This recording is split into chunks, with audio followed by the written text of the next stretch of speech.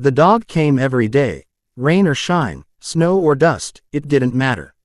A skinny black mutt with dull eyes and patches of missing fur, it would sit at the corner of 7th and Alder Street, right next to the rusted sewer grate, and stare into it for hours.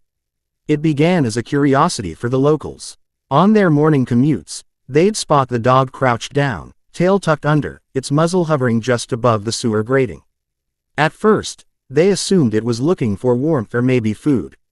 After all, it was just a stray, probably scavenging like strays do.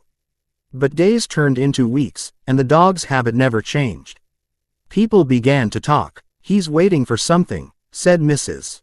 Dalka, the elderly florist who ran the shop across the street.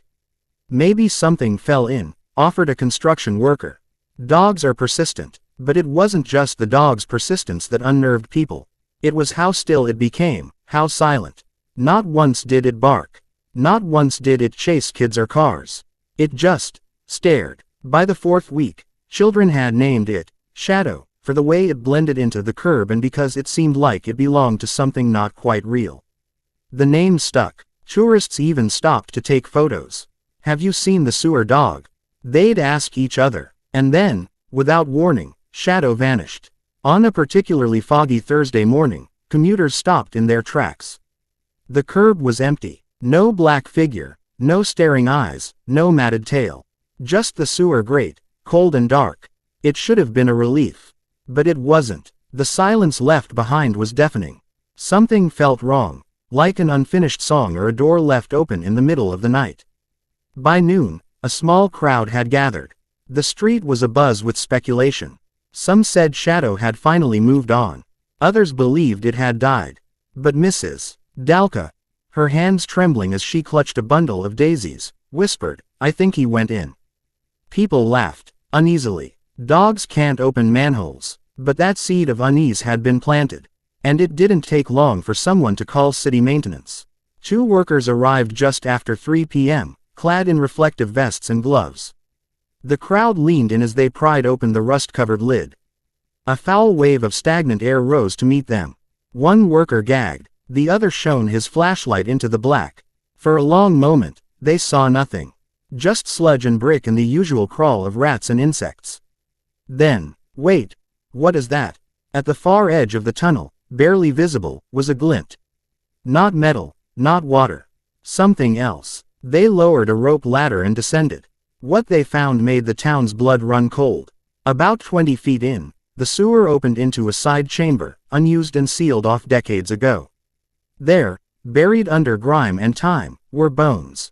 Dozens. Some animal, some unmistakably human. They found a small child's pink sneaker, torn and half swallowed by the muck.